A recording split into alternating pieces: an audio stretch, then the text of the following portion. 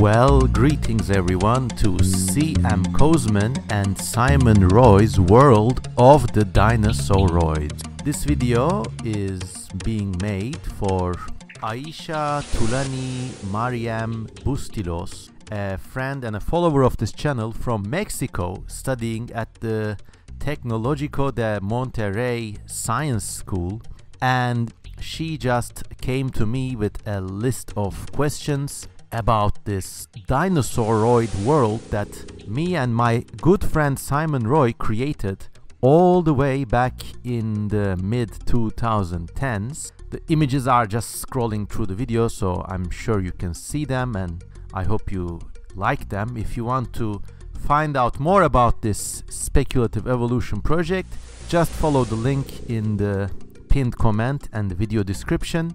And also, if you want your questions answered like this, and if you just generally want to support this channel, because remember, this channel is not monetized, and even to this day I am doing it basically out of the goodwill of my heart. So if you want to be a little thankful for that and support this channel, please follow the links to my Patreon page or my Buy Me a Coffee page. Also, go visit Simon Roy's Patreon page as well, because a lot of the images you are seeing in the background right now actually were created by Simon Roy himself, based on the ideas him and I generated together for this Dinosauroids project, which basically was a what if sort of speculation on how intelligent dinosaurs would really evolve. And prior to the last 2 decades, let us say, a concept of intelligent dinosaurs was around, but these creatures were invariably visualized as reptile-like or even gray alien-like, like reptilian or humanoid. Whereas if you look at dinosaur anatomy, and well, if you look at their intelligent descendants today, such as parrots, crows, and a whole lot of other birds, you would see that dinosaur anatomy is quite different, and if these things ever evolved intelligence, they would look completely different. So that was our starting point, and we created this species and the whole world around them, and it was fun. And now moving on with Aisha's questions. Let us tackle them one by one. Number 1. Do you believe that the general perception of dinosaurs and other animals has shifted significantly in the last years? Why? I actually believe so, especially with documentaries like Prehistoric Planet around. I think everybody in, let us say, people younger than 30 years old in that segment of the population is at least kind of aware that dinosaurs were more bird-like or active creatures. I think the whole trope of dinosaurs as obsolete giant monsters will take a long time to die, but still I think there are changes. But of course, always remember that all these changes taking place in the very little community of just scientifically interested people in general, and a lot of people are just not gonna really care about dinosaurs, and that's just the way things are. Number 2, which materials or technique did you use for the P? So for my illustrations, I mostly use digital art, and Simon Roy just draws with a pencil and ink, and he's just a great virtuoso of this thing. I think anything that can be used to form marks is a valid medium.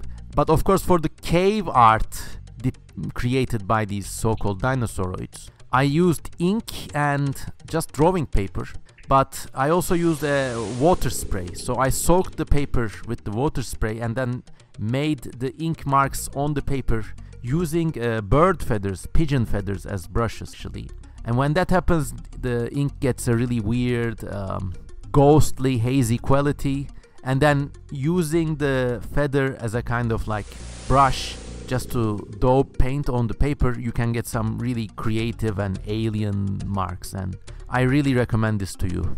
Use bird feathers, dip them in ink, red and black ink, and maybe sepia, and just experiment, create, see what sticks. Then of course I scanned those back in, and there's actually a lot of photo manipulation behind these seemingly natural looking ink drawings, but that's just a trick of the trade.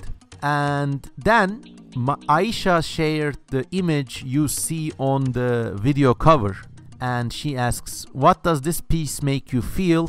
Well, for me it feels like a glimpse into an alternative reality, and I hope it feels that way to you too. I mean, I really wanted viewers to imagine what art would look like as created by another species, and in doing that I wanted them to realize that the ability to make art is a surefire sign of intelligence, or even, dare I say, having a spirit. Number 4. How do you think other people feel about this possible outcome of evolution? I guess the public in general, I mean, it's still kind of difficult. I always have this thing called the grandma test or an auntie test. And it is basically, if you can get an idea across to your auntie, simplify it that way, then you're a good science communicator. And then for still even in this day, for a majority of the public, you know, getting them to understand deep time is a hurdle in itself. Then after that, you have to get them to understand extinction, dinosaurs, and basically the possibility of evolution proceeding along contingent paths. And so it's like a lot of, like, you need to assimilate a lot of understanding of time, nature, evolution, and natural history in order to basically even consider possible outcomes of evolution. Heck, some people are resistant against the idea of evolution itself. So, I mean, suffice it to say that if you can understand alternative evolution, speculative evolution, you're still playing to a very limited audience, but that audience is also growing, so there's no need to be pessimistic. I just want people to, well, me and Simon Roy just wanted people to open their minds about this. You look at these images and you say, okay, it could have happened that way, and then maybe it inspires you to create images and art of your own. Okay, another question. Was this piece planned beforehand or improvised? I guess here Aisha is asking about, well, the picture in the video cover image. But generally, throughout this project, both Simon and I were just spitballing, improvising. We only had like a base knowledge of how dinosaur evolution operated generally, and then from there on we just built on this foundation. And I generally don't like planning anything, I just do things, you know, so it's purely improvised. If you're asking for the cave images themselves, they're like purely improvised. There's nothing planned about them. If it looks like something, I just do it, and I think that's just the most fun way to do art in general. Could you elaborate on your dislike for the original humanoid Dinosaurs by Dale Russell, asks Aisha. Well, okay, let's give a bit of a background here. Dale Russell was the person who proposed the reptilian dinosauroid concept in the early 1990s or the late 1980s. I don't have a dislike for this concept. I think this was a step that needed to be taken before people could start to think more seriously on the subject. I just think it assumes a sort of humanoid bias, but at the time people didn't really understand that dinosaurs were feathered or more bird-like, so the understanding of small predatory dinosaurs was more of a kind of kangaroo-like reptilian. And by extrapolating on that, Dale Russell created a creature with a bigger head, which needed a shorter, stronger neck, and thus a sort of humanoid-like creature was born.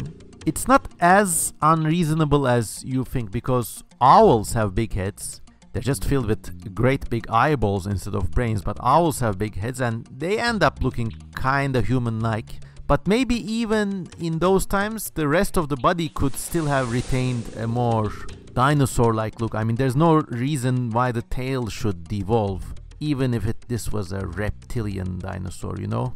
So these were my I could understand the head being more human-like. You also see that with baby birds, and okay, I could totally buy a dinosauroid with like a human-like face with forward-facing eyes and a short beak and a big brain.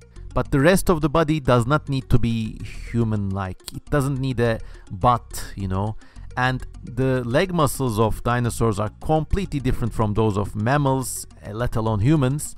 So there's no reason why it should revert to a kind of like plantigrade stance that walks on its soles and has like buttocks and knees. The dinosaur legs were completely different in terms of their rigging and their attachment to the body, so the lower body is where I have problems. Number 7, did you have any specific objectives for the Dinosauroids project with Simon Roy? We just wanted to have fun.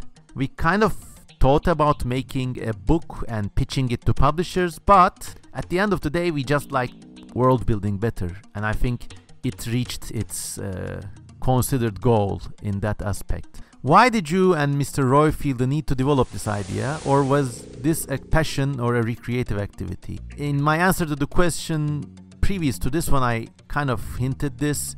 It was basically a glorified passion and recreative activity. We kind of thought maybe we could make a book out of this, but yeah, we just accomplished our goals. Number 9, would you like dinosaur media to change? If yes, why and how? I don't know, by dinosaur media, at the time of recording, the hottest dinosaur media consisted of realistic documentaries like Prehistoric Planet, and there's a bunch more. Some of these are good, some of these are bad, but it seems that the public, especially young, educated public, has a great interest for seeing accurate representations of dinosaurs moving on screen. I really like that, and I don't think anything needs to change. I mean, I certainly am in no position to bring that change about. Perhaps I could have some gripes with the representation of dinosaurs in popular cinema, like the Jurassic World series, but even there it's a question of Hollywood filmmaking rather than a question directly related to dinosaur representation. For some reason Hollywood seems to be stuck in this action loop, and if they're making a dinosaur movie there has to be chases or dinosaurs attacking people or something. But you could get far more creative by actually limiting the scope. For example, you could have a story about just one person being chased by just one dinosaur in a prehistoric landscape. Maybe they travel back through time, so no genetic resurrection shenanigans here.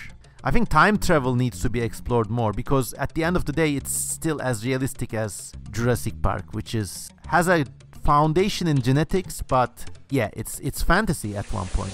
I always remember I always say this: the most realistic sci-fi is still as realistic as the wildest fantasy. So you could have these alternative dinosaur movies where instead of cloning dinosaurs again and they appear in an island, but of course they have to get loose again, and the story is very formulaic and it's kind of inflexible.